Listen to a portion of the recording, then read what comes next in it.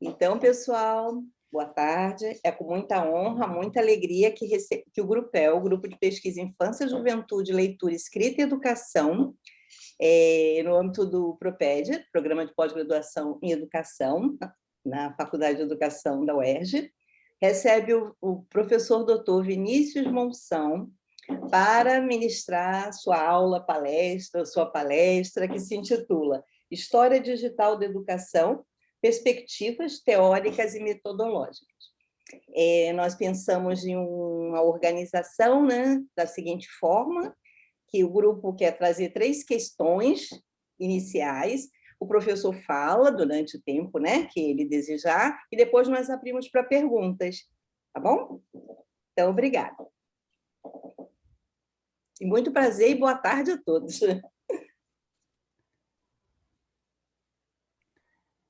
As perguntas são agora, eu espero, como é que é? É agora, tá.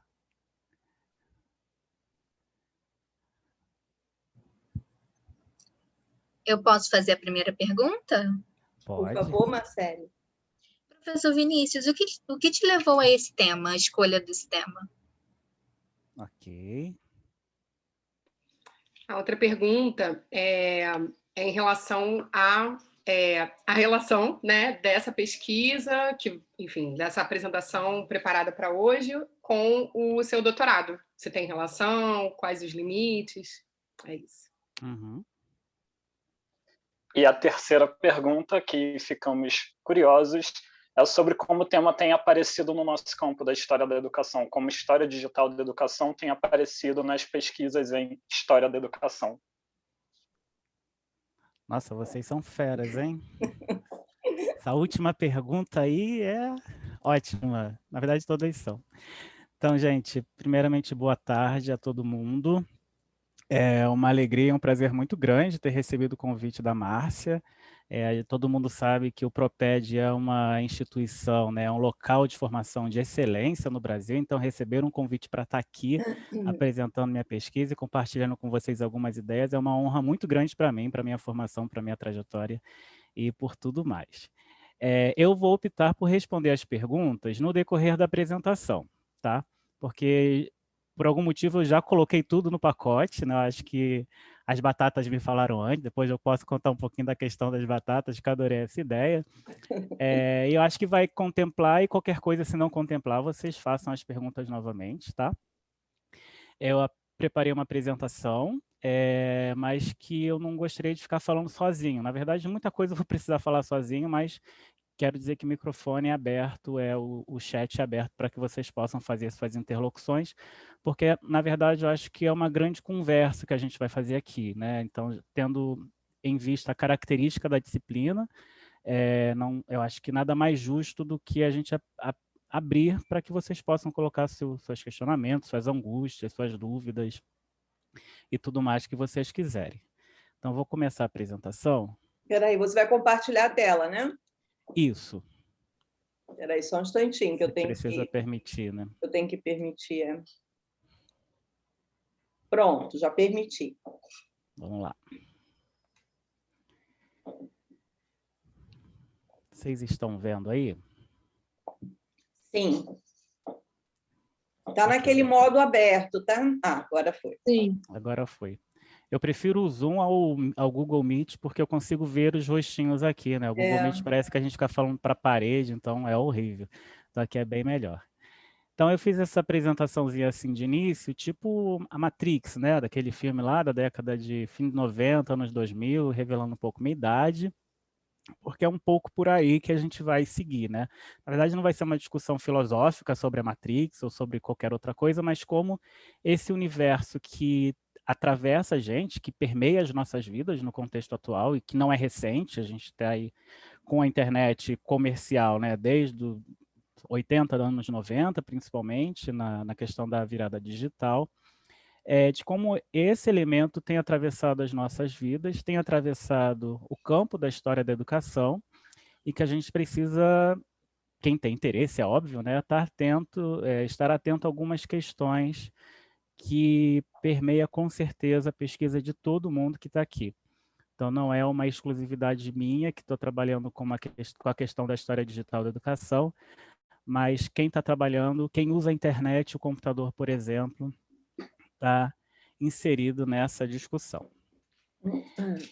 Então, só para conceituar, assim, como é que eu cheguei, né? Tem a pergunta, como eu cheguei nesse tema. Então, eu acredito que as coisas dificilmente surgem do nada, elas vêm num acréscimo, né? Então, eu tenho mestrado, eu fiz licenciatura em pedagogia na UFRJ, fiz o mestrado também na UFRJ, no PPGE, doutorado na UFRJ. Em 2019, eu fiz um pós-doutorado na UENF, lá em Campos, na Universidade Estadual do Norte Fluminense, com a supervisão da professora Silvia Alicia Martins. Vou falar especificamente mais à frente depois sobre essas questões, tá? E atualmente eu estou fazendo pós-doutorado na USP, sob supervisão da professora Diana Vidal, sou bolsista FAPESP, em que eu estou analisando uma revista, especificamente a revista The New Era, que era da New Education Fellowship, ou a Liga, né, no ramo francófono que a gente conhece aqui. E a apresentação dessa conversa, dessa aula, né, tem a seguinte estrutura. Uma apresentação geral, apontamento sobre a minha trajetória de pesquisa, né, do mestrado e doutorado e também do pós-doutorado, como que eu me aproximei da temática da história digital da educação e alguns apontamentos sobre a investigação teórica e a experimentação metodológica, né? Então, eu gostaria que vocês frisassem esse termo, experimentação metodológica, porque, mais do que tudo, quando a gente trabalha com o viés digital, sendo um campo ainda em construção, principalmente em história da educação, a gente está fazendo experimentações, né? Porque a gente tem indicações, princípios e abordagens que são das humanidades digitais ou da história digital, mas que o nosso campo ainda está construindo esse viés, essa perspectiva metodológica e de análise. E, além disso, também eu vou apresentar o software que eu estou trabalhando para minha pesquisa histórica, né, minha pesquisa atual, que se chama Software de Análise de Dados Qualitativos, ou CACDAS, né, que é do termo, o acrônimo para a palavra em inglês. Então, vamos lá, né? Seguindo esse percurso de pesquisa, eu optei por intitular Do Analógico ao Digital. Né? Por que do analógico ao digital? Porque, inicialmente, eu comecei mexendo na graduação, quando eu fiz o TCC, e também no mestrado, mais com uma documentação em papel, pouca documentação ou material digital. E, com o passar do tempo, com o aprofundamento dos objetos que eu estava investigando, o digital se tornou proeminente, né, de uma forma ou de outra. Tanto no acesso às fontes e na escolha de um instrumento de pesquisa, como também no uso de referências bibliográficas, na estruturação do meu acervo pessoal de documentação, né, ou das formas de comunicação, enfim. Então, como é que se deu isso, né? Lá no mestrado, eu trabalhei com a criação do primeiro jardim de infância público da cidade do Rio de Janeiro. Então, no início, eu comecei manuseando uma documentação estritamente analógica, que foi no arquivo público da cidade do Rio de Janeiro. Então, passei dias e muitos dias e muitas horas lá dentro, consultando aquela documentação magnífica que tem no arquivo. Só que, em determinado momento, eu precisava de mais informações, né? Então, durante a graduação na Biblioteca Nacional, eu trabalhei com microfilmes e eu tinha um problema muito grande, porque eu tenho astigmatismo e não consigo ficar muito tempo diante de uma tela com imagem passando muito rápido, que eu fico enjoado, fico com enxaqueca. Então, meu período de pesquisa nos jornais, na Biblioteca Nacional, com os microfilmes, foi um terror. Só que, quando eu entrei no mestrado, a hemeroteca digital estava começando a se popularizar.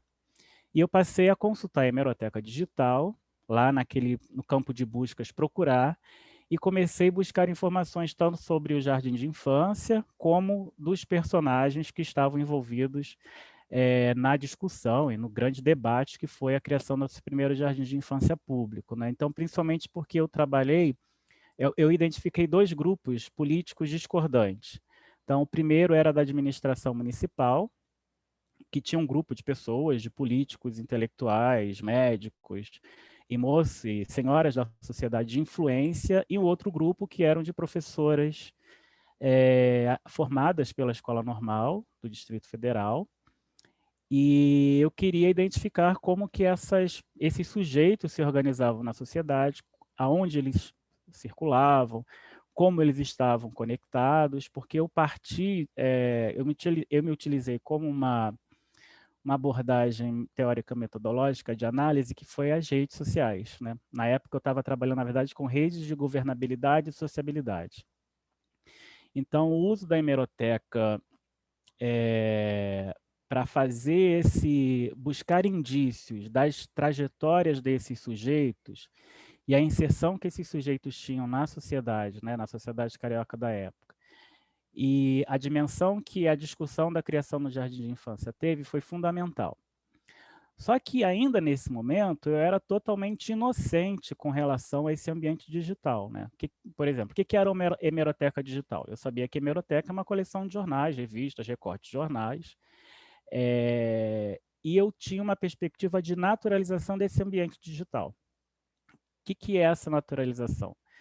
Eu não estava preocupado em questões como quais jornais estão disponibilizados, por que esses jornais estão disponibilizados e não os outros existentes no acervo da biblioteca, como que os resultados da hemeroteca aparecem para mim. Outra questão é, será que todos os resultados de determinado termo que eu insiro no campo de busca, ele aparece como ocorrência?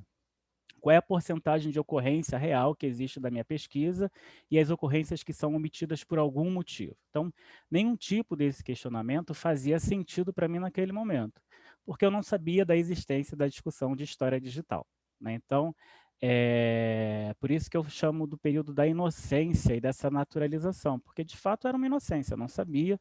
Todo mundo que já passou pelo mestrado ou está no mestrado sabe que as demandas são enormes por um tempo muito curto. A gente tem casa, tem trabalho, tem que dar conta do mestrado, das disciplinas, da produção da dissertação. E se a gente não tiver um foco muito bem direcionado, ou está vinculado com perspectivas teóricas metodológicas dentro da pós-graduação que nos ajude a esse enfrentamento, a coisa fica um pouco de lado. Então, nesse momento, a questão do digital ficou de lado, porque eu não sabia que existia e não era uma discussão na minha pós-graduação, né?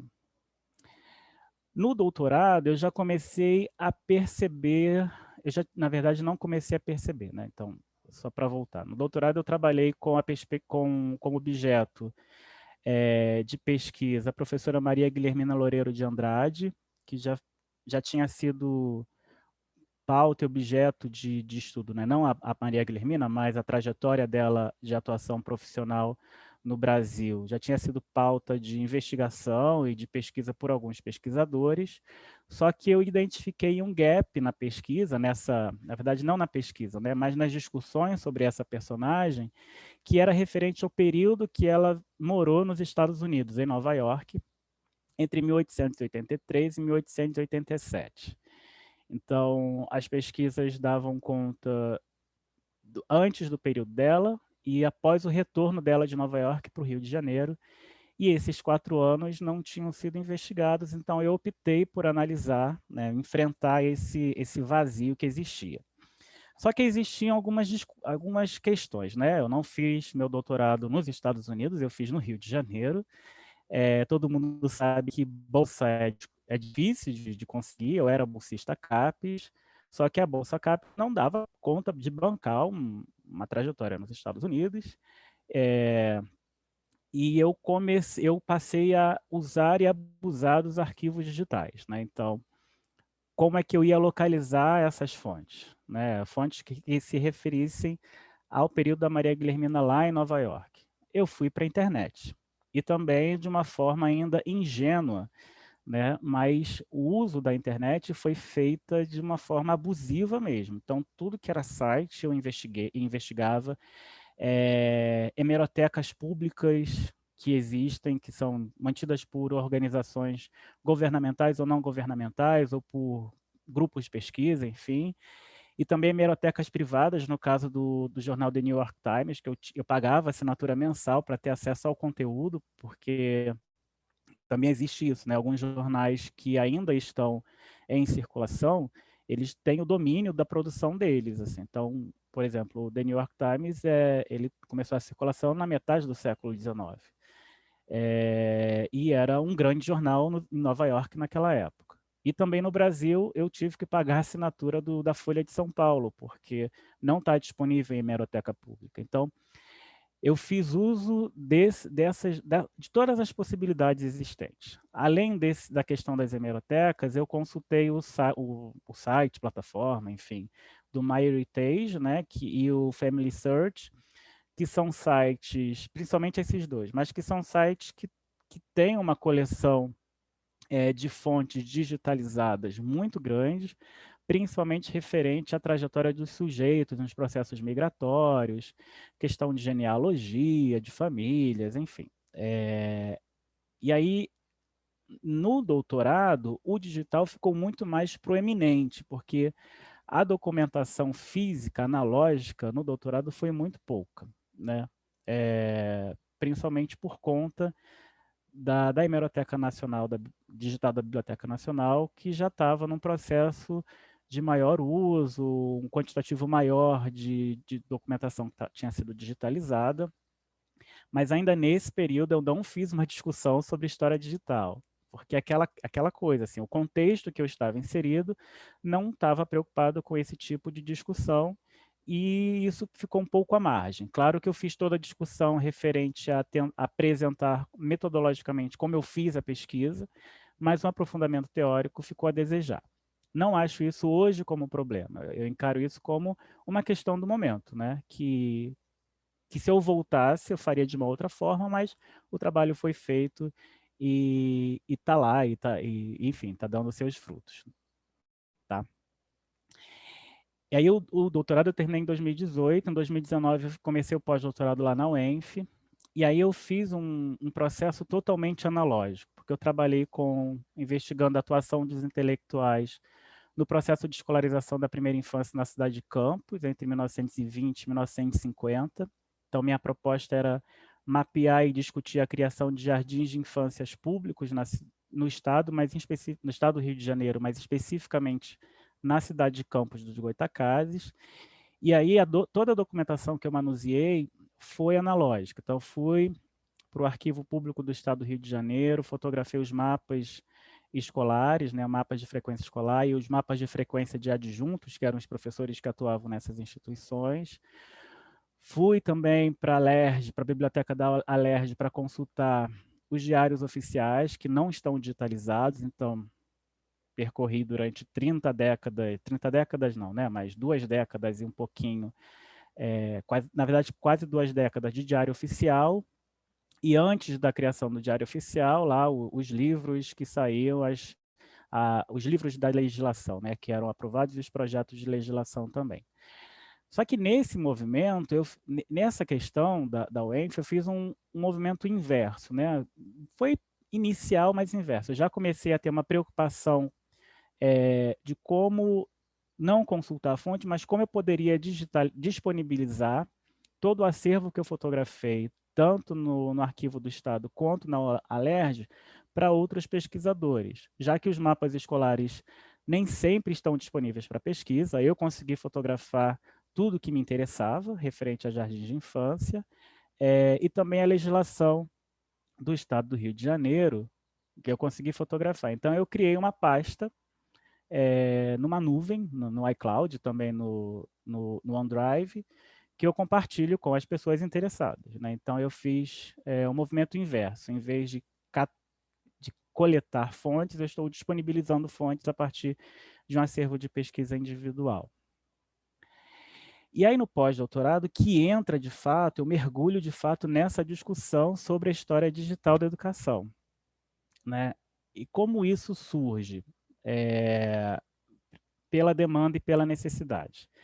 Então, no ato da construção da minha pesquisa, que eu submeti para a FAPESP, a Diana fez uma leitura e indicou que eu poderia apontar, né, porque assim, todo mundo sabe que conseguir bolsas de pesquisa é muito difícil, ainda mais no período atual. E a FAPESP prevê, né, privilegia projetos que têm inovação, um caráter de inovação. E a Diana sugeriu porque eu não me utilizasse de um software para pesquisa, para análise da pesquisa. Eu nem sabia que era possível, gente. Então, assim, eu recebi aquilo como uma bomba na hora. O que eu vou fazer agora se eu não sei TI? Eu tenho uma relação com o digital muito superficial, embora consiga surfar, navegar, mas tenho minhas limitações. E eu encarei essa sugestão como um desafio e comecei a procurar as discussões especificamente sobre o uso de softwares em pesquisas históricas. E daí eu fui ampliando a minha discussão para a história digital, para humanidades digitais, e para as discussões que eu estou atualmente, né? Então, hoje, o que eu estou fazendo? Eu estou trabalhando com a revista The New Era, pensando, né, e investigando a produção e circulação de saberes sobre educação nova a partir da história transnacional da educação, que também essa história transnacional da educação, uma perspectiva, uma abordagem da construção da narrativa histórica, e que eu tenho me investido em 2 grandes desafios que eu não tinha conhecimento antes, teoricamente, né, estruturado dessa forma, mas esses 2 ambientes já circulavam, já orbitavam em torno da minha produção. Primeiro é como a questão dos saberes pedagógicos estavam em circulação entre Brasil, Europa e Estados Unidos, entre o final do século XIX e as primeiras décadas do século XX. E quando entro transnacional, eu passo a me preocupar com a questão das fronteiras, né, da circulação. Então, por exemplo, centro e periferia não são categorias bem vistas na história transnacional da educação, porque essa transferência ela não é fixa, elas são fluidas, elas partem de um princípio de colaboração, né? Da mesma forma que o eixo determinado país que é tido como, ou região que é tido como, que emana determinado saber, informação, ou que é ponto de importância, o que não está nesse ponto, são codependentes, né? Então, eles têm uma relação muito fluida e a perspectiva transnacional permite a gente identificar essas trocas, a circulação das pessoas e não ficar centrado num país como difusor de determinado conhecimento e o outro país como apenas consumidor, né? Porque o outro país, embora ele consuma, ele também transforma, ele se reapropria, reelabora, e isso de alguma forma volta para aquele lugar de onde veio a ideia, e as coisas são retroalimentadas e reestruturadas e restabelecidas, né? E também em outras dimensões que eu posso falar mais um pouco. E aí, nessa pesquisa atualmente, existe uma predominância do digital sobre o analógico. Por quê?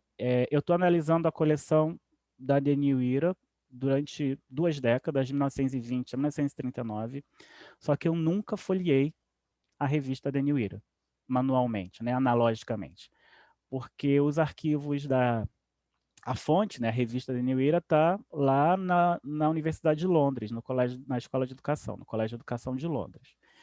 E eu ainda não fui a Londres para fazer esse tipo de pesquisa porque veio a pandemia, né? Inclusive, eu comecei o pós-doutorado na pandemia, vim para São Paulo, morava no Rio, mas nunca fui à USP, trabalho de casa, embora a USP esteja a 20 minutos da minha casa. Então, tem essas questões também.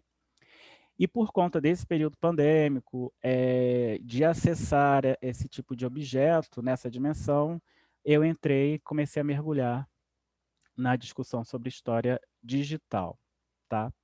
Então, esse projeto de pesquisa ele já nasce com uma estreita relação com o ambiente digital, já com algumas preocupações sobre como é que a gente pode manusear, né? Como pode pensar esse objeto que foi digitalizado, que tem uma discussão também entre o que nasce digital e o que é digitalizado, que eu vou falar mais à frente. Então, como que esse elemento digitalizado ele deve ser manuseado, manipulado, e quais discussões que eu posso fazer dentro da história digital. Então, esse documento, por exemplo, a revista, né, a coleção da revista, embora ela seja pertencente à Universidade de Londres, a coleta eu não fiz a coleta no site da Universidade de Londres. eu fiz a coleta num site, uma plataforma, né, numa base de dados chamado archive.com, né, que é uma plataforma, é um site estadunidense, e a gente já vê também como é que as coisas no mundo digital elas têm uma outra dimensão e uma outra circulação. Posteriormente, que eu fui chegar, de fato, à Universidade de Londres para fazer a coleta dessa revista, a recoleta, né? Na verdade, identificar se o que eu tinha estava completo, se a digitalização, se existia algum tipo de diferenciação entre a digitalização disponível na Universidade de Londres e a digitalização disponível também nesse site estadunidense. Enfim, então, também como as coisas são mais fluidas e até mesmo problemáticas no mundo digital, né? Comecei também uma aproximação com leituras e discussões sobre o Big Data Analysis, análise de dados, né, de grandes dados, porque eu identifiquei que eu precisava me familiarizar com alguns termos e conceitos que estão em voga, que faz parte desse ambiente digital, de quem está trabalhando com a produção de dados, né, do data, que a gente chama. Não fiz faculdade de TI, não pretendo fazer, porque já foi muito difícil meu processo de alfabetização em português. Em inglês foi mais difícil ainda, então me alfabetizar na linguagem do digital, eu acho que eu não tenho paciência e vontade nesse momento. Assim, eu acho que está bom o que eu já tenho de alfabetização e as outras coisas eu vou aprendendo no letramento mesmo, tá? E por fim, e é isso, né? Então, fiz essa aproximação desse meu objeto com a história da educação, com a história digital. E, por fim, eu estou criando ainda, né? Assim, a questão da experimentação, né? A criação de uma abordagem metodológica para o enfrentamento desse meu objeto de análise. Tá? Então, esse é o universo atualmente. Eu acho que eu preparei muito slide. Eu vou tentar acelerar um pouco para deixar para vocês falarem também em algum momento. Então, Vinícius, esse é o pode momento de ficar fala. tranquilo, tá? Tá, Porque tudo a gente bem. tem bastante tempo. Tá, qualquer coisa você me dá um toque, Márcia, fica à vontade. Então, eu trouxe algumas questões para a gente refletir e também provocação para que vocês possam falar, também participar, né? Quem aqui faz uso do ambiente virtual nas suas pesquisas? Alguém não faz?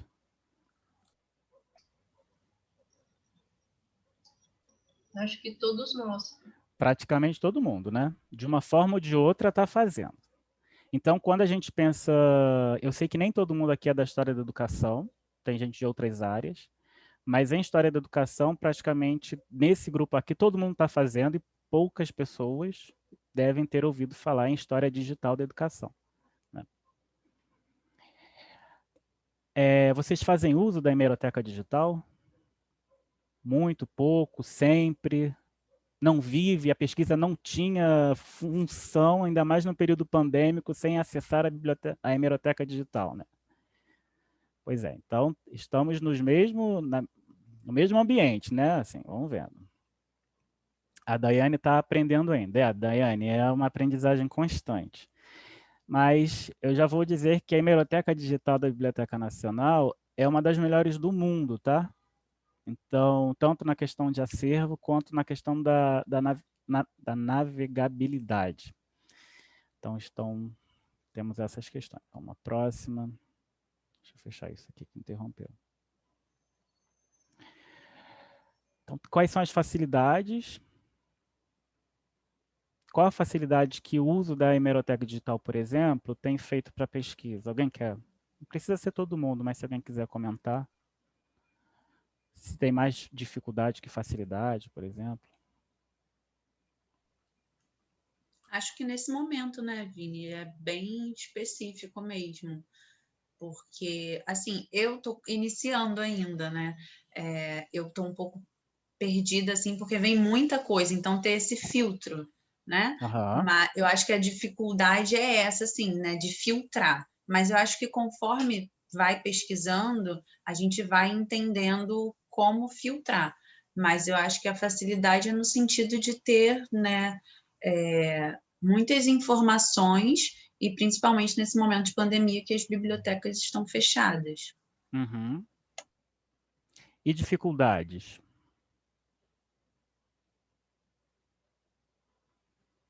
Você fala de pesquisa em geral, em relação à educação? Não, no uso da hemeroteca digital ou de arquivos digitais.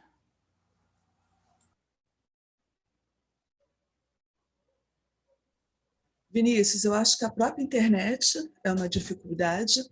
Sempre quando temos muitos dados, arquivos pesados, a hemeroteca trava, né?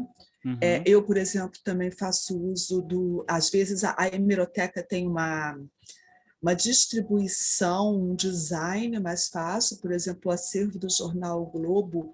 Não sei se todo mundo que disponibiliza os dados tem essa preocupação de tornar os caminhos da pesquisa mais ágeis. Eu percebo várias vezes que se colocam entraves, dificuldades de tempo, de acesso a essas informações. Às vezes elas são mais, aparecem mais nessas dificuldades.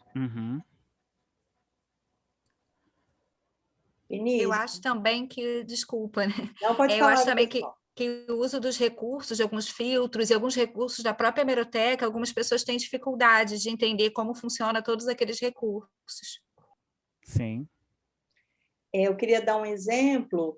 Nós estávamos pesquisando, né? Estamos finalizando uma pesquisa, que é a Biblioteca Infantil da editora Quaresma, e precisávamos pesquisar alguns intelectuais que escreviam também em jornais.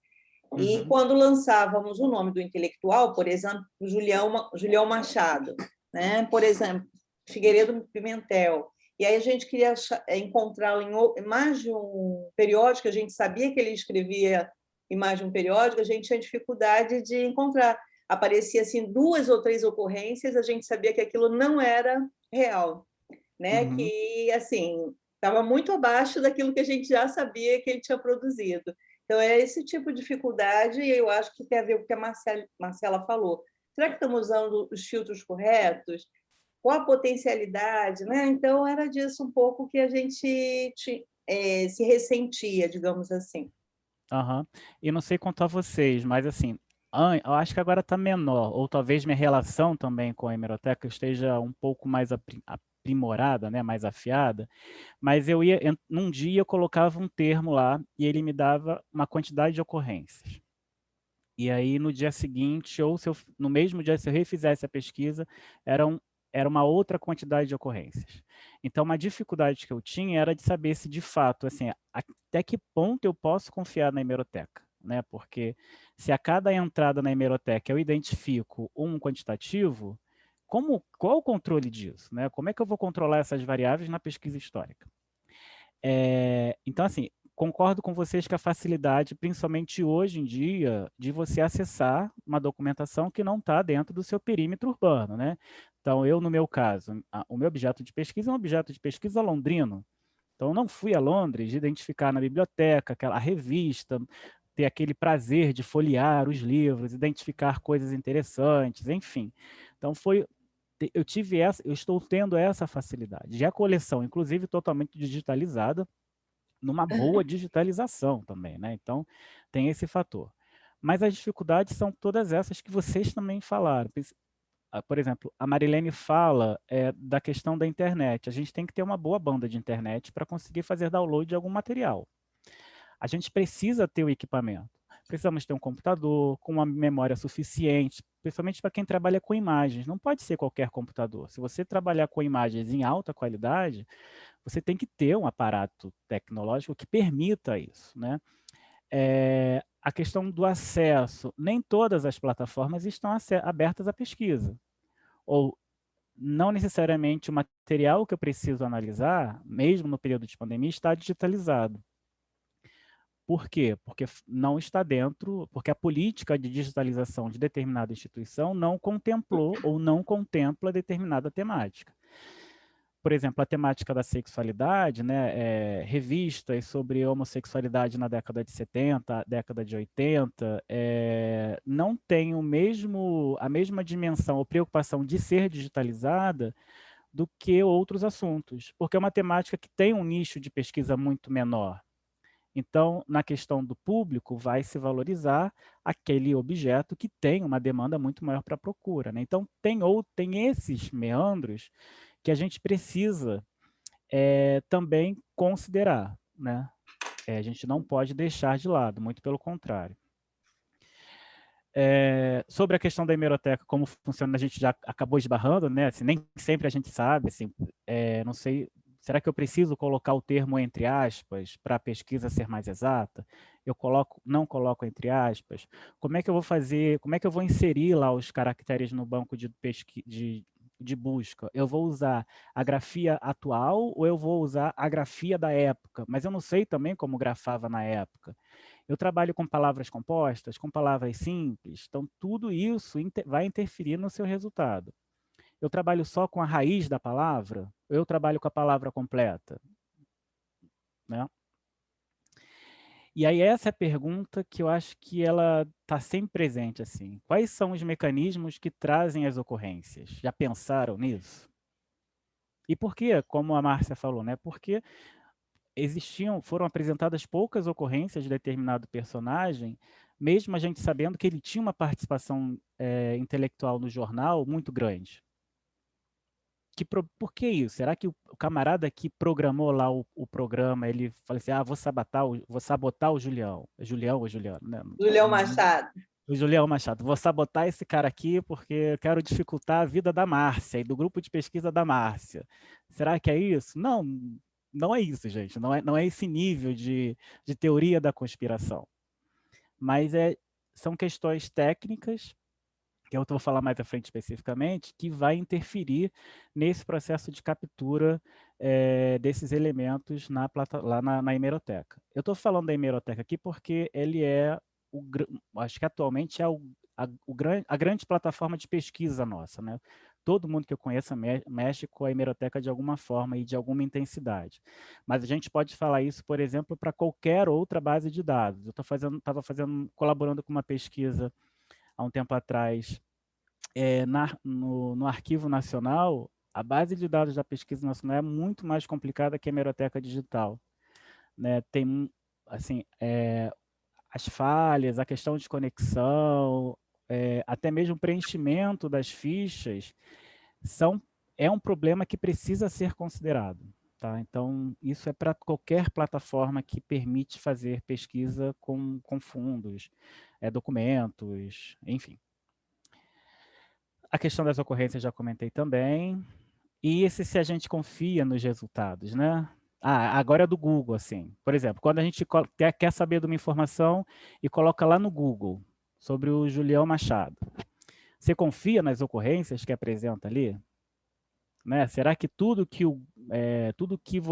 as respostas lá que ele dá, encontrei 15 milhões de respostas em 0,0033 milésimos de segundo. Nem sei assim se lê o dado, mas enfim, né, nessa velocidade toda, a gente confia naquilo ali ou a gente se pergunta, e o que não está ali dentro?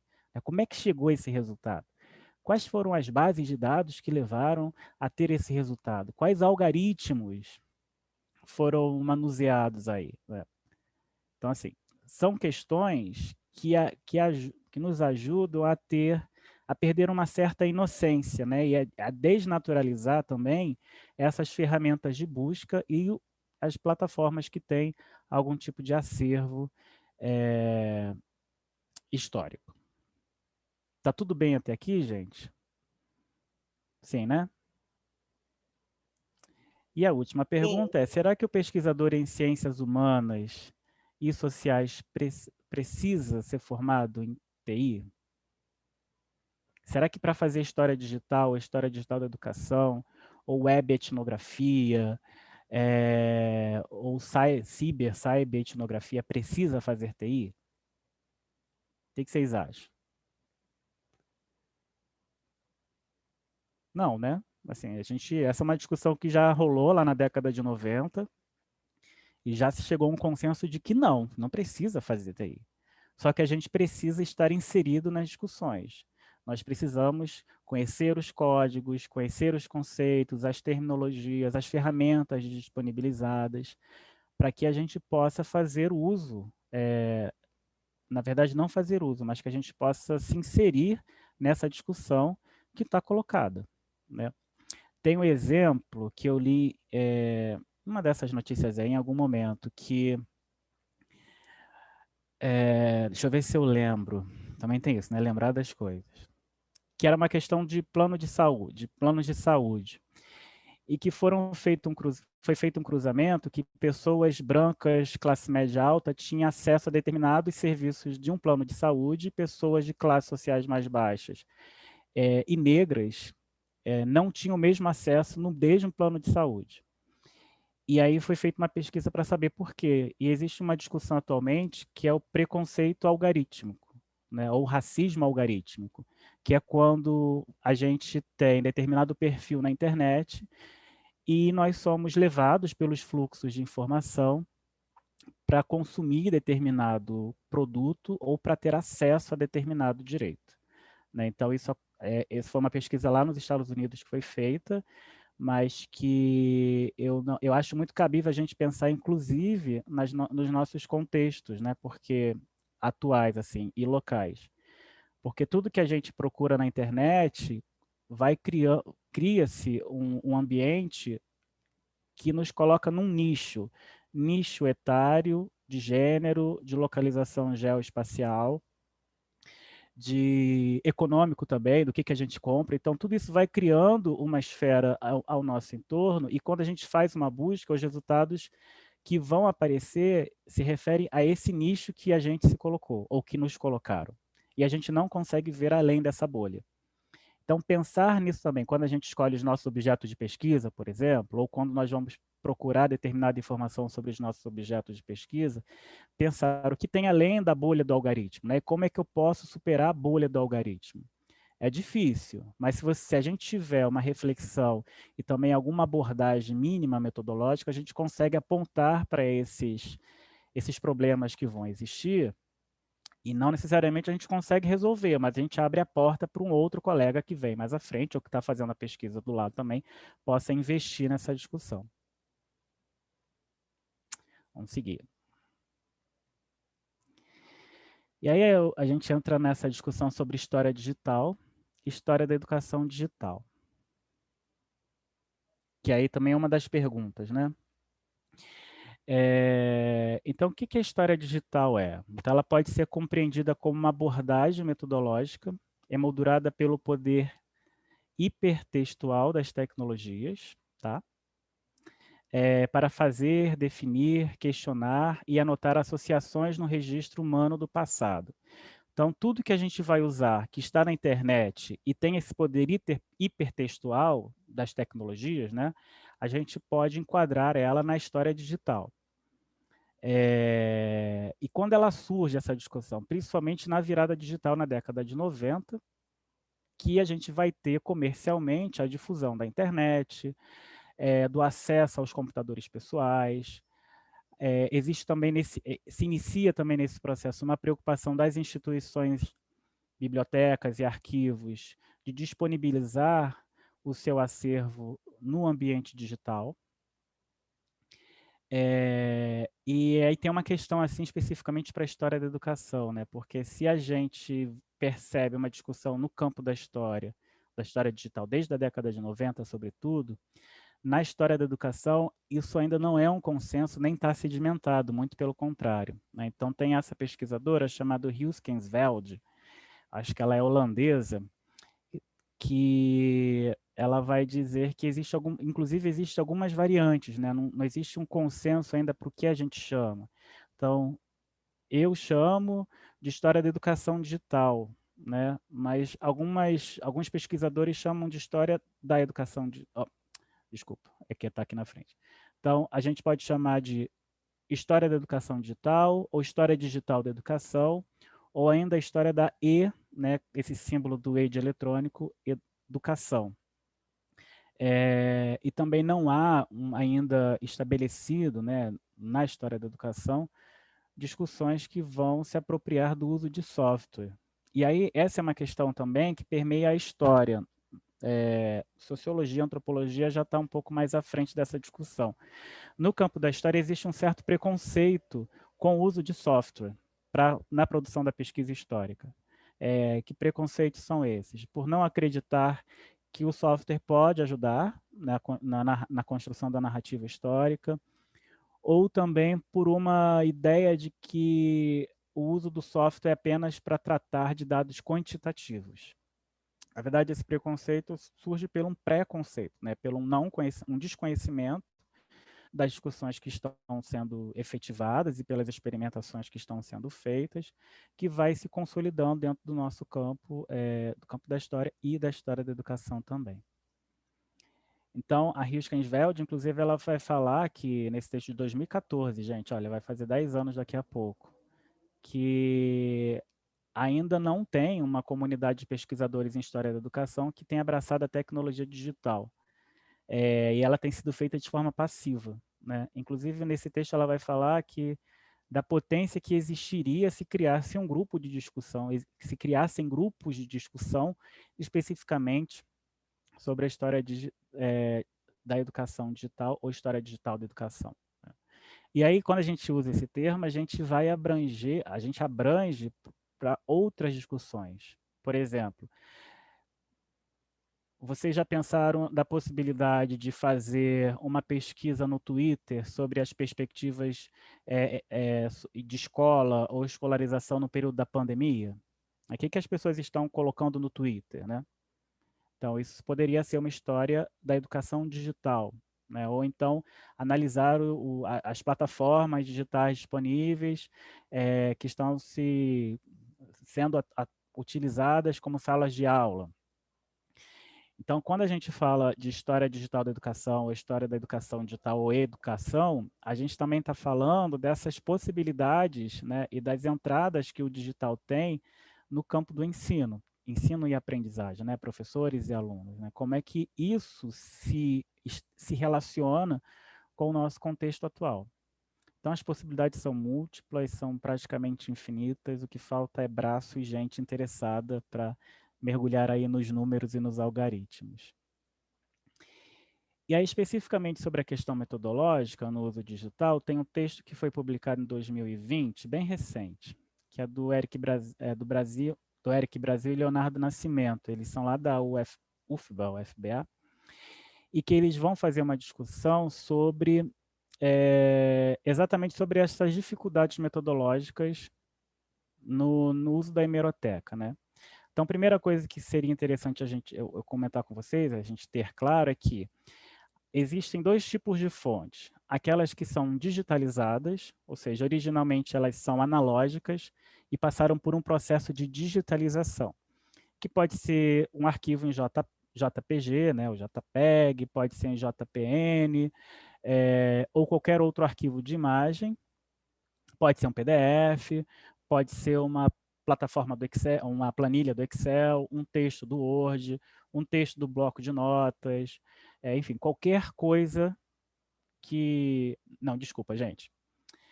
Tudo que é possível de digitalizar. Então, se a planilha foi digitalizada, ela é uma fonte digitalizada. Se uma lista foi escaneada, ela é uma fonte digitalizada. Se uma fotografia foi digitalizada ou refotografada, ela é uma fonte digitalizada. E tem as nascidas digitais, que é aquelas que nós construímos digitalmente. Aí entram as planilhas do Excel, né, o texto do Word no formato digital, não impresso e fotografado ou transformado em PDF ou imagem, tweets, blogs, comentários no Facebook, álbuns no Facebook, tudo que nasce nessa esfera digital e que não é materializada, ela é chamada de nascida digital, são nascidas digitais ou born digital, tá? E a depender da característica desse tipo de fonte, a abordagem metodológica ela também vai se diferenciar. Uma coisa que eles também vão chamar atenção, os dois autores, é para essa naturalização dos dados que eu comentei com vocês quando apresentei minha trajetória de formação, né? Que a gente costumamente faz um uso da informação digitalizada, mas a gente não tem uma prática reflexiva sobre como isso foi feito, para que foi feito e como isso chegou até mim, ou quais são as implicações disso para a minha pesquisa. E aí vou trazer um exemplo aqui, compartilhar com vocês, que é o Ngram. Vocês conhecem no Google? Acho que a Marcela conhece porque a Diana apresentou no semestre passado. Deixa eu ver se eu consigo aqui mostrar para vocês.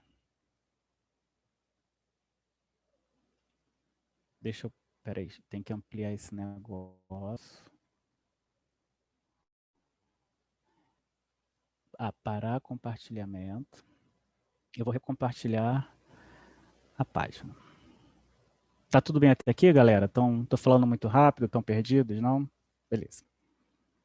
Então, por exemplo, esse aqui é o Ngram do Google Books, que é uma plataforma que ele permite a gente identificar a quantidade de procura de determinados autores em determinado período de tempo.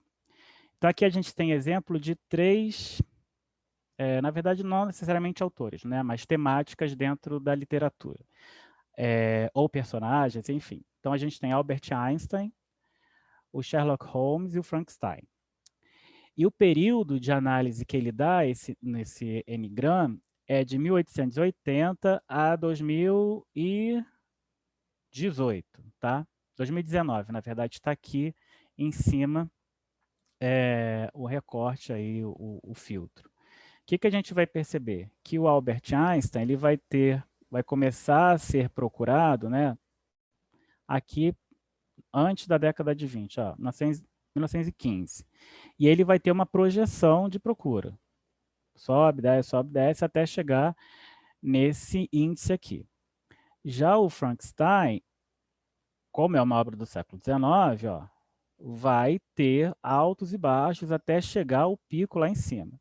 E o Sherlock Holmes também, ó, no final do XIX, ele vai começar a ter uma circulação. Aí eu vou fazer uma experiência aqui, vou colocar Machado de Assis, vamos ver se vai dar certo. Nos testes funcionam, tá? Mas geralmente na vida real o negócio desgringola. Funcionou. Então a métrica de busca continua sendo 1800 a 2019, em livros, em plataformas em língua inglesa, né? E tem case insensitive e smoothing. E a gente tem aqui, olha, em inglês, Machado de Assis começou a ser procurado, né? Mas na verdade a literatura em língua inglesa começou a ser produzida nessa época. E vai subindo. Comentários ou fontes e documentação que se refere a esse período, não necessariamente que foi produzido nesse período, mas que se refere a esse período. E a gente chega em 2019 com esse índice aqui. Só que algumas perguntas a gente pode fazer, por exemplo, o que significa esse case insensitive, esse smoothing, vocês sabem? Não sei, porque não é uma preocupação minha. Mas devia ser, devia? Não necessariamente. Por que não necessariamente? Porque não é objeto de busca para mim. Não estou fazendo uso dessa ferramenta. Só quero mostrar para vocês como que as coisas podem ser questionadas, tá? Eu posso buscar, por exemplo, outros corpos. Inglês americano, inglês britânico, chinês simplificado. Vamos ver no francês se tem alguma modificação. No corpus em francês, ele tem um pico aqui em cima. Então, provavelmente aqui, em 1966, o Machado de Assis estava em moda na França, né? Depois caiu. E por aí vai. Eu posso também colocar a escolha de anos. Vamos botar de 2000 a 2019, vamos ver como é que vai funcionar. Pronto. E aí ele me dá um recorte temporal menor. Só que assim, embora eu possa estar fazendo essa manipulação aqui na plataforma, eu preciso saber qual pergunta que eu vou fazer para a plataforma, que são as perguntas referentes ao meu interesse de pesquisa. E eu também preciso saber, né, ou pelo menos me preocupar, qual foi o escopo qual é o escopo que foi inserido nessa plataforma aqui para me permitir ter essa leitura. Será que a produção brasileira foi levada em consideração? Ou só a produção francesa? É uma pergunta. Aqui nos corpos eu não tenho português, por exemplo. Eu tenho russo, hebraico. Em hebraico não tem nada, por exemplo. né? Em francês eu tenho, em alemão eu tenho também. Então, ele teve um interesse nos anos 2001 e hoje está lá embaixo. Ninguém mais quer saber do Machado de Assis. Então, esse tipo de plataforma, ele se aproxima muito do Google em geral, quando a gente faz a pesquisa, né? Porque a gente não sabe, por exemplo, a gente não se pergunta aonde que essa plataforma foi buscar a informação para trazer para mim.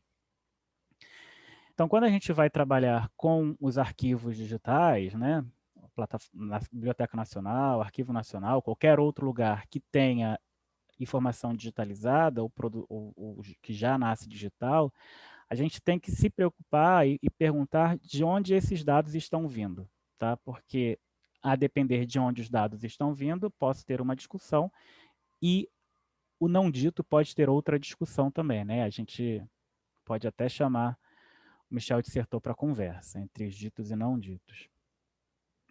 E eu vou voltar lá para a apresentação.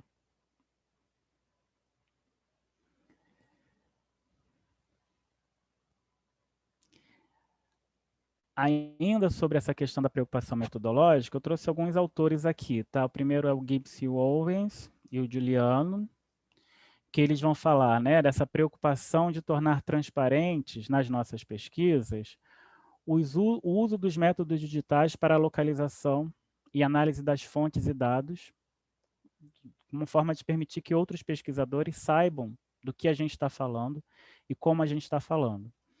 Então, se a gente tem uma preocupação, por exemplo, quando vai fazer a descrição metodológica lá da nossa pesquisa de campo, da entrevista, quais foram as perguntas, como é que a gente chegou à pergunta, como é que a gente chegou no entrevistado, a gente também deve ter uma preocupação com o método, com o meio digital. Como é que eu cheguei a essa informação? Como é que eu cheguei a essa plataforma? Que plataforma é essa? Como é que ela está estruturada? Ela é pública? Ela é privada? Como é que se dá o acesso a ela? Então, e esse tipo de questionamentos, eles vão apontar que permite uma reflexão acerca da operação historiográfica. Já o Fickers, né, em 2 textos, ele vai chamar atenção para uma coisa muito interessante. Primeiro que é a questão da escassez, né, que a gente, por exemplo, se a gente, a escassez de eu estar limitado a um corpus de pesquisa, a um corpus documental, localizado na minha região. Então, eu quero fazer análise da literatura alemã no século XIX. Eu vou numa biblioteca, só tem 5 livros. Então, eu tenho uma escassez de fontes sobre isso. Mas, por outro lado, essa utopia digital, né, a gente consegue encontrar milhares e milhares de livros em alemão digitalizados em diversos locais do mundo. Então, eu saio da escassez de uma limitação de fontes para essa abundância de fontes. Que se por um lado eu tinha um problema do pouco material, agora eu tenho um problema da imensidão de materiais. E quais são os problemas que isso me traz para a pesquisa? Né? E aí é uma questão de se pensar na constituição desse corpus que você se dedica a fazer essa discussão e fazer essa análise. E aí ele vai dizer também, o Fickers, aqui nesse último parágrafo, que a maioria da atual geração de historiadores trabalhando com professores em universidades e faculdades nascem analógicos. Isso mostra uma estranha resistência, né, uma relutância sobre a questão do paradigma e do mundo arquivístico no contexto digital. Então, uma das outras questões é esse momento, uma questão geracional, que é dificuldade de se relacionar com determinados aparatos tecnológicos que uma geração que já nasce no ambiente digital tem. Então, assim, quem nasce hoje vai ter uma facilidade muito maior de manusear o digital, não necessariamente ter uma crítica sobre o digital, mas de manuseio e de conseguir se embrenhar nos labirintos digitais de Ariadne, né? Lá do Minotauro, ser uma Ariadne dentro do labirinto do Minotauro, o que quem nasceu na década de 70 e 80 ou antes vai ter uma dificuldade maior. Né? Então, são questões geracionais que também estão colocadas e isso pode ser, fazendo uma leitura aqui com vocês, pode ser um elemento de que um dos motivos de que a discussão sobre história digital da educação ou história da educação digital ou qualquer outra vertente, né, de termos que a gente pode utilizar, tem uma certa resistência ou ainda um não interesse, né? porque a questão metodológica ainda não passou por um processo de renovação por algum motivo. Posso estar enganado, mas eu acredito que essa questão geracional tem a sua implicância na questão da discussão digital. Sobre a questão, sobre a questão especificamente da hemeroteca, né, a pesquisa no ambiente digital, eu não vou me deter nessa daqui, porque se quiser eu disponibilizo o texto para vocês, que também já comentei, né, sobre essa questão da pesquisa no ambiente digital, né, que é a questão do CACDAS, que é o acrônico para Computer Assisted Qualitative Data Analysis Software, que eu vou mostrar para vocês logo mais. Eles reforçam a questão da necessidade de uma reflexão teórica, tá? Embora geralmente a gente vê, assim, é comum a gente ver, sim, discussões e explicitações da metodologia de pesquisa em diversas dissertações e teses no campo da história da educação, mas a reflexão é mais de como acessar as fontes, de como chegou até ali, do que uma reflexão de como isso interfere na produção da história da educação. Ainda sobre a questão da pesquisa no ambiente digital, tem essa questão que eu também já comentei, né, de como cair dessa naturalização, dessa ingenuidade de não se preocupar com as questões metodológicas, o que cai no reino do invisível. Então, a gente só apresenta o resultado do que nós fizemos, mas não deixamos visíveis, não abrimos a caixa preta. Então, é importante a gente ter essa dimensão também da caixa preta. E a gente vai para uma questão que aí isso não é uma discussão apenas do digital, tá? Essa é uma questão muito ampla, né, no campo da história, que a gente já sabe, mas é o problema de analisar o fragmento sem a preocupação de analisar o todo, que na discussão do digital se chama strings, né? Então, por exemplo, eu pego lá o Julião e eu vou ver apenas os resultados em que o Julião aparece no jornal X, no Jornal do Brasil, por exemplo. E eu vou pegar aquelas informações que eu encontrei ali e vou desconsiderar o Jornal do Brasil, eu vou desconsiderar como que a notícia do Julião se relaciona com as outras notícias do jornal, se aquele assunto que o Julião está tratando tem referência com outras temáticas que saíram naquela edição do jornal. Então, eu não tenho uma preocupação do todo, eu fico só pontuado no fragmento que eu localizei. E aí, esse é um perigo da hemeroteca digital, porque geralmente, assim, os marinheiros de primeira viagem, né, ou quem está embarcando no barco agora, fica deslumbrado com a facilidade do resultado e esquece de analisar o material, a fonte como um todo, né? Então, esse é um problema que eles alertam, que a gente precisa ter sempre em atenção.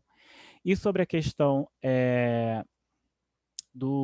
de por que o Julião só apareceu em poucas ocorrências, sabendo da dimensão dele em outras. Geralmente é um problema do software, Márcia. Então, quando a gente faz a digitalização em casa, a nossa digitalização transforma o arquivo em imagem. Então, por exemplo, quando a gente pega um livro, digitaliza um livro, um texto, a gente tem imagem, a gente não consegue, por exemplo, fazer a marcação como a gente faz em documentos do Word. A gente não consegue dar o Ctrl F, fazer uma pesquisa dentro do documento do PDF, no documento de imagem, como a gente faz no PDF. Por quê? Porque essa imagem ela precisa passar por um processo de osserização, que é o reconhecimento óptico de caracteres. Só que esse processo, que é um processo automatizado, nem sempre, na verdade sim, em algumas vezes ele não vai fazer a leitura correta do caractere.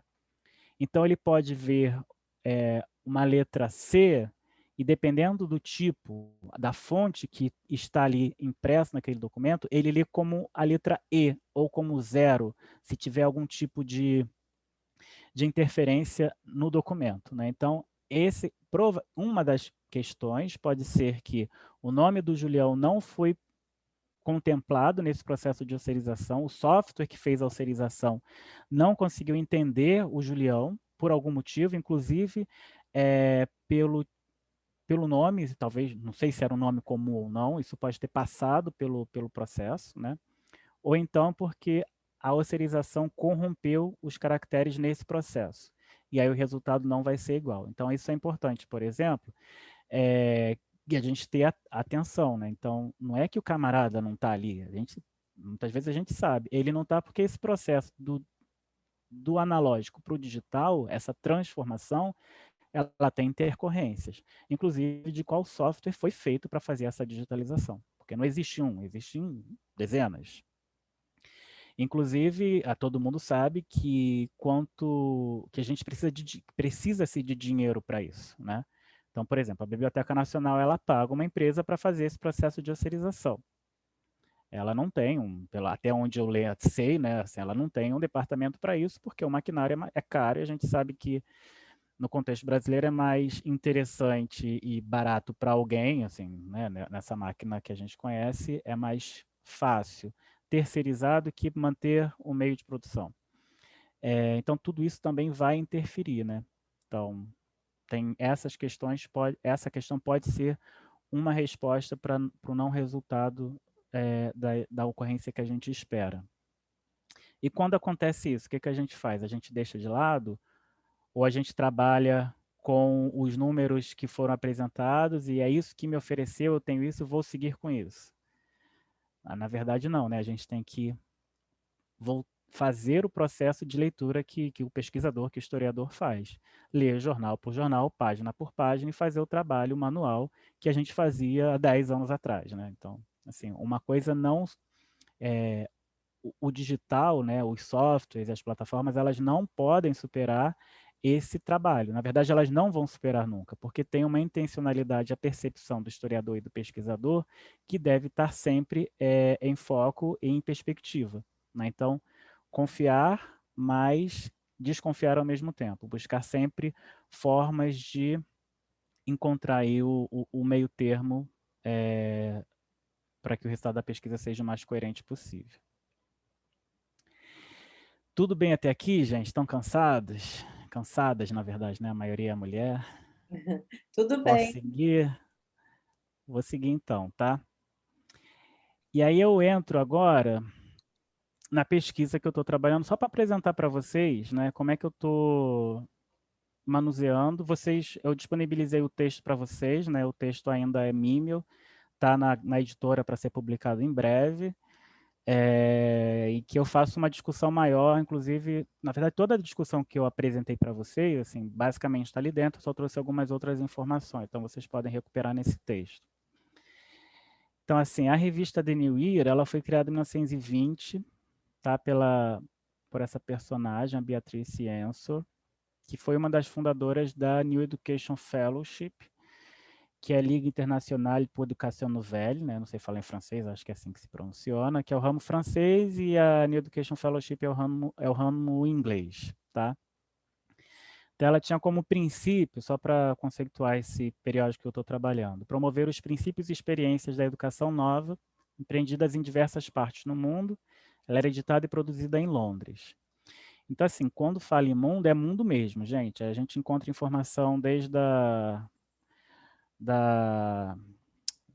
do Ceilão, do antigo Ceilão, né, até a Bolívia, assim, Brasil, Bolívia, Panamá, Cuba, enfim. Então, concentrava-se informações de forma de disseminar mesmo os princípios da educação nova e também formar uma rede internacional de professores, escolas, intelectuais sobre esse assunto. Então, a revista faz parte dos arquivos do Colégio de Londres, né, da Universidade College of London, do Instituto de Educação.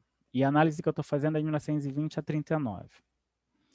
E aí entra alguns termos, por exemplo, de metodologia da pesquisa, por exemplo. Eu fiz uma leitura distanciada e uma leitura aproximada. Então, o que é uma leitura distanciada? É quando eu trabalho com sumários a partir do que já existe ou construindo sumário sobre determinado material, no caso periódicos, né?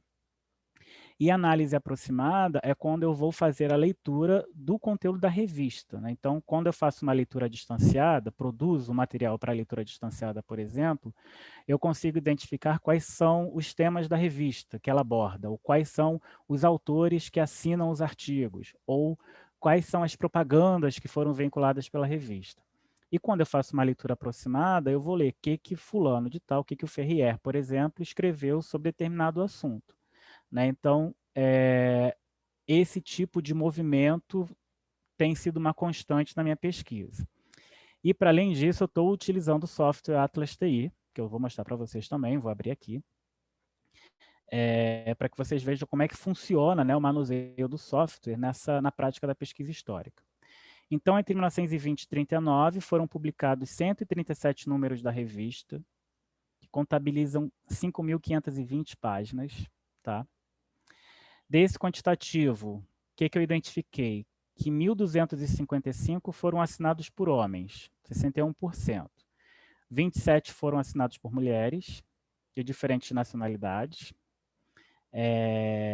e 12% por autores não identificados. Por que não foram identificados? Ou porque foi assinado como pseudônimo, ou então assinado com o cargo institucional que tinha, por exemplo, direção do colégio X, né? Ou então porque não tem assinatura mesmo. Pseudônimos não, codinomes, falei errado. Tá? Então, esse é o universo de pesquisa que eu estou fazendo. E aí, por exemplo, esse daqui é um exemplo de leitura distanciada. Então, eu constituí um sumário sobre a quantidade dos números da revista, né? Então, de 1920 a 25, ela não seguiu uma numeração. Por quê? Porque tinha uma característica editorial muito específica naquela época. Nesses primeiros anos, praticamente eram 4 números por ano, né? Com exceção de 1922. E aí ainda não é possível identificar por que só teve 3 números e 22. Então, uma das minhas hipóteses é que questão orçamentária. E a outra hipótese é que não houve colaboração das pessoas no envio de matéria, de informação para que pudesse ser composta a revista. E aí esse é um problema para mim. Por quê? Porque eu não tenho acesso aos outros documentos referentes à revista, nem a NEF, né, New Education Fellowship, porque não foram digitalizados. Então, embora eu tenha uma facilidade de fazer uma pesquisa digital, eu tenho uma certa limitação, que é o não acesso a documentos que podem contribuir com a ampliação da minha discussão.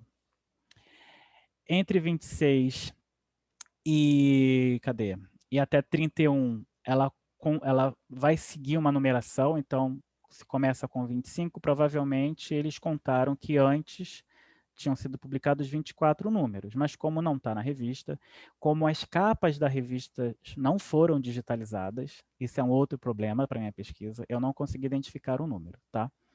E de 32 em diante vão trabalhar com números, o que era publicado em cada ano. Então, em 32 foram 11 números, em 33, 10, 34, 7, e por aí vai. Então, eu já estou comentando com vocês os problemas que eu tenho de pesquisa. E esses problemas de pesquisa são, de certa forma, que de certa forma limitam eu ter algumas outras informações que eu poderia ampliar minha discussão. Sobre a questão da frequência de autores, por exemplo, eu consegui constituir esse gráfico aqui. Então, quem me ajudou a constituir esse gráfico? Foi o software. E eu vou mostrar como que eu consegui identificar. Então, por exemplo, levando em consideração a proporção de números publicados, né, a gente tem 31 e 39, um quantitativo muito maior de homens assinantes, de produtores de conhecimento que está vinculado na revista, do que mulheres. O que isso vai me indicar? Né, isso me indica muita coisa, mas um dos apontamentos que eu posso fazer aqui, que eu consigo fazer, é que, embora no mundo ocidental, né, influenciado pela Europa, Estados Unidos, o processo de feminização e desmasculinização do magistério estava em processo desde o final do século XIX, a gente continua a perceber que os homens são os principais produtores de conhecimento,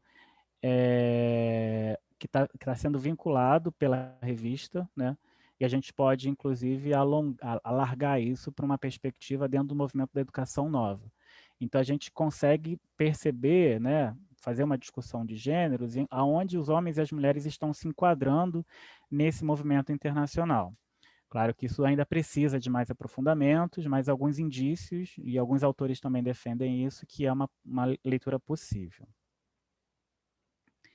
E só para pontuar assim, o que eu já falei lá na frente, né, sobre a história transnacional da educação como uma lente de análise, é a contestação da delimitação do Estado, da nação-Estado, né? Então, é pensar as trocas entre países no contexto moderno, para além dessa limitação das fronteiras geopolíticas, né? Porque os sujeitos estavam em circulação, a gente tem uma ampla discussão sobre isso, os artefatos estavam em circulação, os objetos estavam em circulação, então é pensar essa circulação como um movimento de retroalimentação não limitado, não com uma delimitação para além dessa perspectiva do nacional, né? E tem alguns autores, inclusive o Martin Law, que ele vai trazer um conceito de análise muito interessante, que é o nacionalismo metodológico. Que é isso, né? Quando a gente parte de determinado país para fazer a nossa discussão. Então, ele vai dizer que esse nacionalismo metodológico também causa uma cegueira, porque a gente não permite identificar as discussões num contexto ampliado de apropriação, reapropriação, de transformação que as questões culturais possuem. E aí, assim, quando eu falei que era um movimento internacional, né, assim, aí eu trouxe alguns dados também que o software me permitiu, por exemplo, identificar quantas vezes cada país foi comentado na revista, né? Tem frequência na revista. Então, a gente tem a proeminência da Inglaterra, depois da Alemanha e da França, que são os 3 países principais na organização da NEF, tá? E depois a gente tem uma outra sequência. E aí você pode perguntar, Vinícius, como é que você identificou isso? Fazendo uma leitura aproximada da revista. Então, lendo a revista, todos os números e fazendo destaque lá, identificando o nome dos países, porque aqui eu estou trabalhando com as terminologias geopolíticas da época, né? Então, cadê, por exemplo, Rodésia do Norte, né? Northern Rhodesia, não existe mais esse país, né? Então, foi a partir de uma leitura aproximada que eu consegui identificar esses países.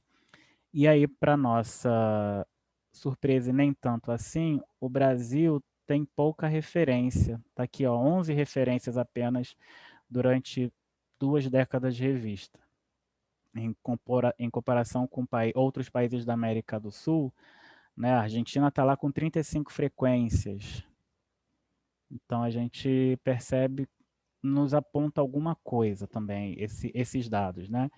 Então, na questão da história transnacional e também na história digital, é não ficar preso apenas, né, um dos tópicos metodológicos é não ficar preso apenas aos fatores que são proeminentes, né? Então, teoricamente, a gente pode ter uma leitura mais atenta sobre os países que são frequentemente comentados, mas é dar uma outra olhada para esses países que são pouco comentados, né? Então, por que eles são pouco comentados? Quais relações que esses países vão ter com a NEF? E por aí vai, né? Outros questionamentos podem ser apresentados. Então, sobre o Atlas TI, né? Que software é esse, assim? Então, como é que eu cheguei nesse software? Colocando lá no Google software de pesquisa qualitativa. Eu sempre me enrolo nos termos. Então, ninguém me indicou. Eu fui lá, precisava escrever o projeto, interessado em escrever o projeto, e comecei a fazer uma pesquisa de software para pesquisa em história, e eu cheguei no Atlas TI, e eu vou dizer porque eu escolhi o Atlas TI, não outros existentes mais à frente. Então, o Atlas TI é um acrônimo, né, também para Archive of Technology, Life, Word and Language, Text Interpretation, que é esse nome grandão aí. Ele é um CACDAS.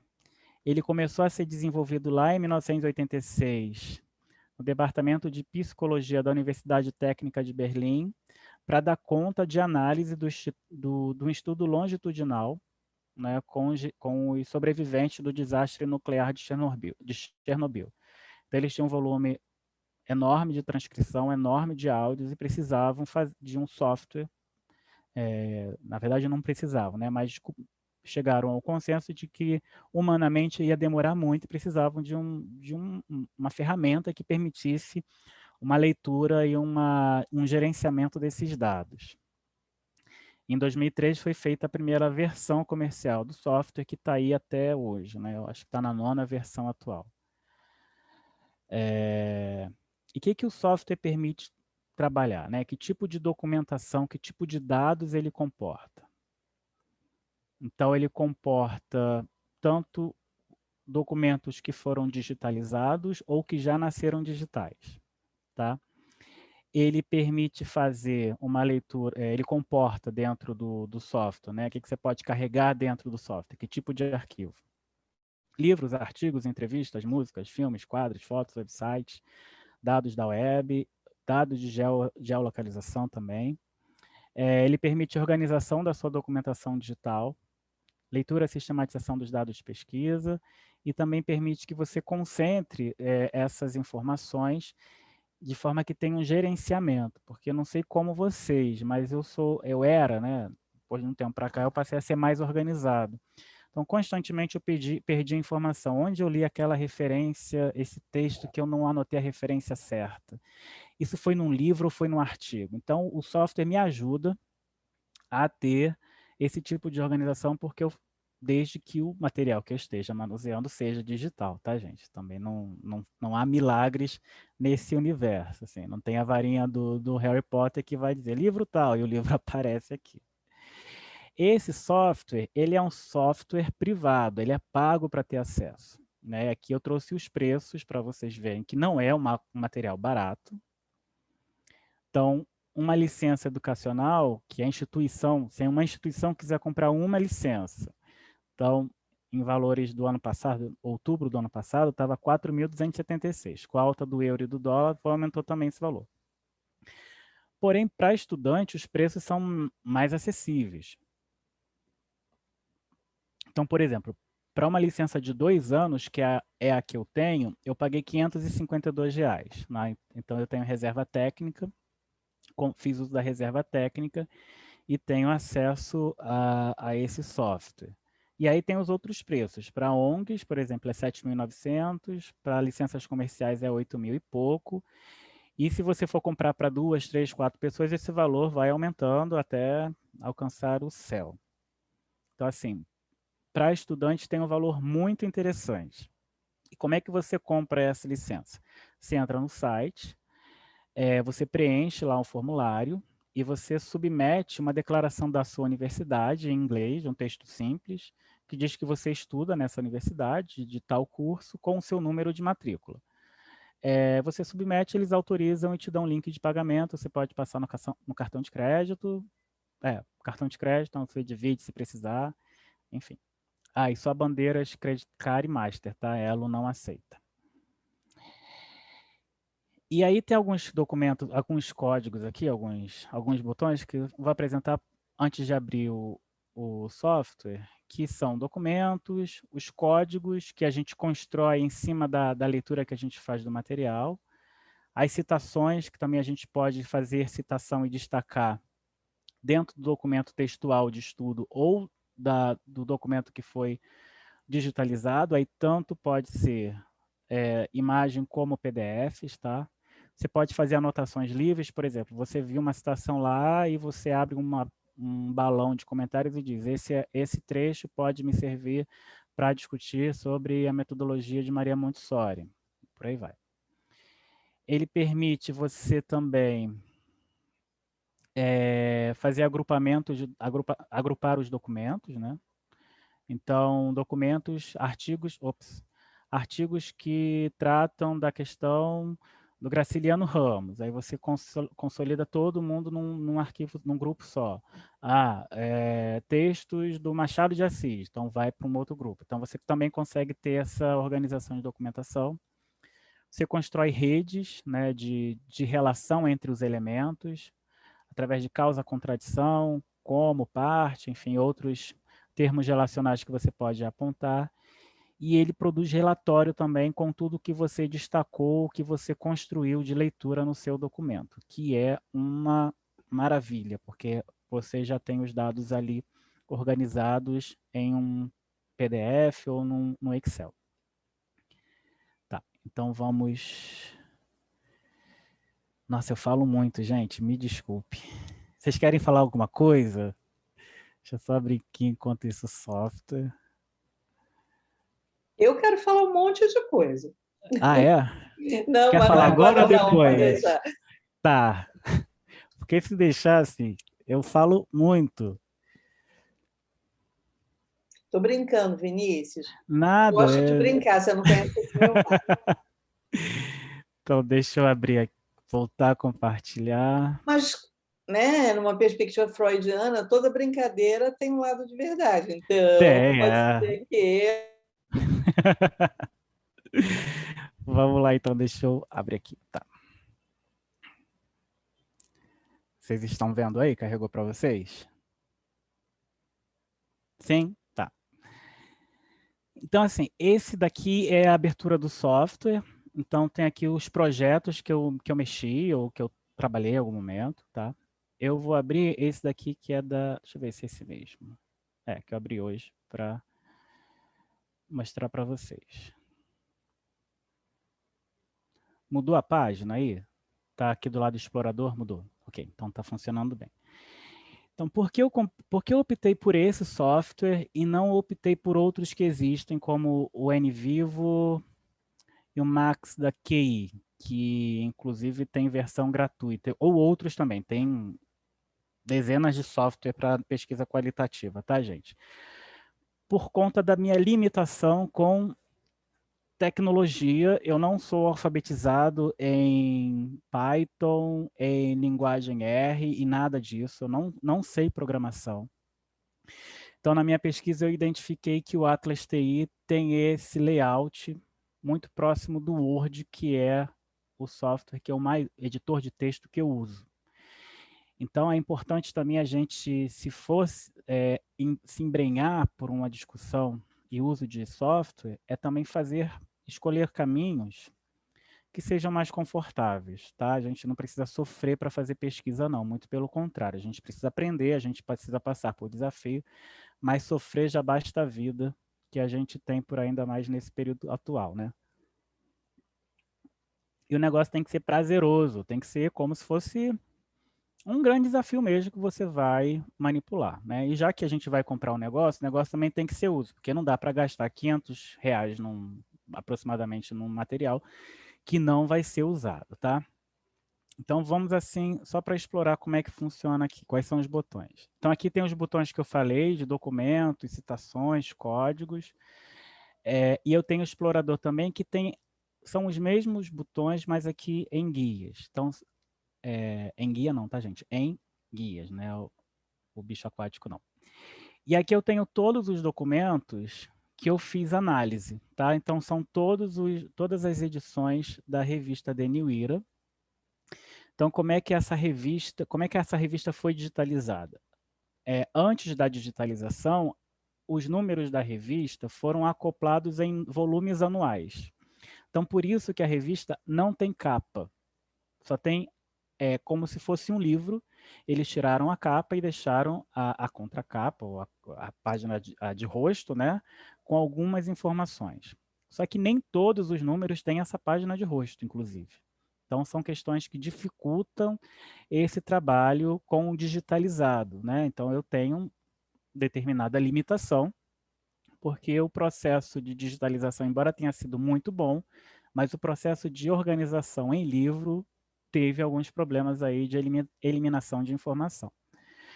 Por exemplo, eu consegui localizar na revista que em a última capa da revista, né, tinha o código de filiação, que tinham lá os princípios que todo filiado devia seguir. Eu não tenho esses códigos. Eu não tenho como analisar esse código. Então, como é que eu poderia localizar esse código? Indo para o arquivo físico, mexendo com a papelada, né? Tendo vacina aí, espero que ano que vem eu consiga ir lá para o arquivo fazer essa pesquisa. Estou torcendo para isso. Se vocês verem aqui do lado, né? Então tem esse documento e do lado dele eu tenho uma numeração. 348, 184. Esses números significam a quantidade de códigos ou termos que eu destaquei dentro da revista, dentro desse número. E se eu clicar nessa setinha aqui, ele me diz todas as citações que eu fiz na revista. Ó. Esse daqui, o primeiro é o número 1 e o número da citação, a página e o trecho da citação que eu destaquei. Só que vai ser... Vou abrir um número aqui. Vou abrir o número 21 mesmo. Então, ele vai capturar no meu computador. Eu espero que ele abra. Pronto. Ele abriu aqui o documento digitalizado, a revista. E é como se fosse um leitor de PDF mesmo, tá? Deixa eu só tirar isso aqui. Então, a revista tem essa característica digitalizada. Não sei se vocês estão vendo, mas aqui tem o site de onde eu localizei e fiz o download desse projeto do archives.com. Dá para ver sim, Vinícius? Ótimo. Então, aqui eu tenho a revista. Olha, tem um índice inicial. Esse primeiro número, ele abarcou os 2 primeiros anos da revista. Por isso que são 19 exemplares e não 20, né? 19 volumes anuais. E eu tenho algum tipo de marcação aqui que eu fiz, tá? Eu posso fazer uma marcação, por exemplo, assim, tá? E aí eu posso codificar, dizer que código é esse. Eu vou explicar mais à frente. Só estou mostrando para vocês verem como é que funciona. Aqui, por exemplo, eu tenho um artigo, Filosofia e Educação, tá? Tem o subtítulo, tem o autor do artigo, e eu tenho também qual é a titulação dele ou a filiação institucional. Nisso daqui, nesse material, deixa eu ver que citação é essa. Nessa citação aqui que está marcando do lado, está vendo que está escrito Palestina, em inglês? Palestine. Então, eu destaquei aonde o termo Palestina aparece, que ele vai fazer uma relação sobre o contexto da educação na Palestina, no Antigo Oriente. Então, eu fiz o destaque desse trecho, né, para ter uma contextualização de onde o termo Palestina aparece. Tem centenas de códigos nesse lugar aqui, tá, gente? Então, vou fechar a revista. Não, vou fechar não, deixar aberto. Não, vou fechar assim para não criar muito volume e aí vocês ficarem perdidos. Embaixo de documentos eu tenho os códigos, que são os códigos que eu destaquei na revista. Por exemplo, Ameline Hamad, ou Hamid. Eu tenho 54 marcações.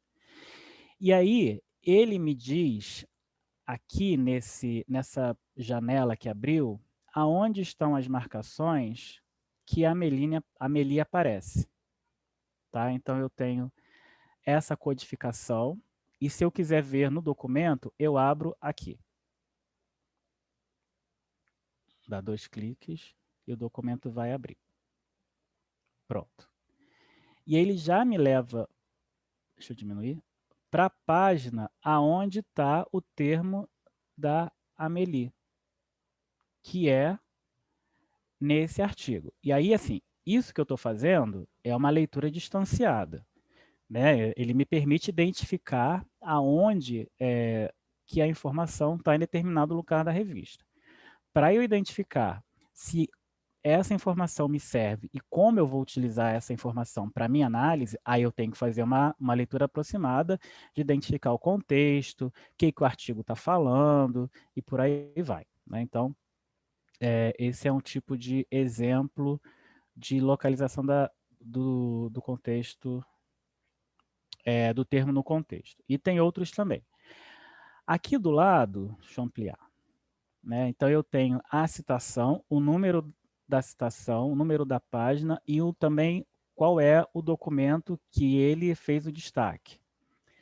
E aqui do lado direito eu tenho a codificação. Em alguns momentos, essa codificação está junto com outras. Por exemplo, nessa terceira linha eu tenho Amelie codificada, no mesmo trecho do texto eu tenho aritmética, eu tenho Bélgica, e por aí vai. Né? Então eu consigo perceber aonde o nome dessa personagem vai aparecer, como é que aparece. Por exemplo, nessa daqui na nota 7, vai estar relacionado com a Bélgica, né? E com as escolas de Crolly.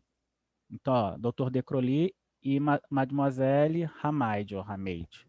Então, eu já consigo ter um indício que provavelmente a Amélie fazia parte da perspectiva e da vertente do de Crolly na perspectiva da educação nova. Então, como vocês estão vendo, o software ele não vai escrever e nem vai fazer a pesquisa para mim. É uma forma de conseguir manipular um grande volume de informações e desse volume de informações eu identificar, a partir de palavras-chave, que ele chama de código, de codificação, processo de codificação, eu localizar no documento, né, como que isso funciona. E para terminar, para a gente ir para a conversa, eu vou só mostrar aqui como é que funciona as redes, que é um recurso que é muito interessante para mim, que eu trabalho com a perspectiva das redes. Análise social das redes. Então, por exemplo, eu posso pegar qualquer tipo de código e colocar aqui em análise. Então, por exemplo, eu peguei 2 códigos, tá? Brasil e Argentina. E aí eu consigo ver quais são as citações em todos os números da revista em que aparece relacionado com o Brasil. Então, eu tenho esses que falam do Brasil e esses que falam da Argentina. E o que cruza Brasil com a Argentina é sobre a visita do Adolfo Ferrier na América do Sul, em 1930. Isso eu posso fazer com todos os códigos disponíveis, com pessoas, com códigos de país, enfim, qualquer código que eu possa fazer o cruzamento. E ele também me permite alterar o layout desse negócio, tá vendo? Ó. Isso eu posso usar apenas para fazer leitura, ou eu posso, se quiser, fazer o download ou um print e utilizar no artigo, no texto, enfim, onde você estiver produzindo, tá? E aí eu paro por aqui, senão eu vou ficar falando até amanhã e abro para a gente conversar, porque a proposta é essa. Vinícius, então, gostaria de agradecer a sua aula palestra e toda a sua generosidade em mostrar a arquitetura do seu texto, do seu trabalho, né? E também, junto com você, abrir para a gente poder conversar. Eu vou, então, interromper agora por conta da dimensão da produção do vídeo.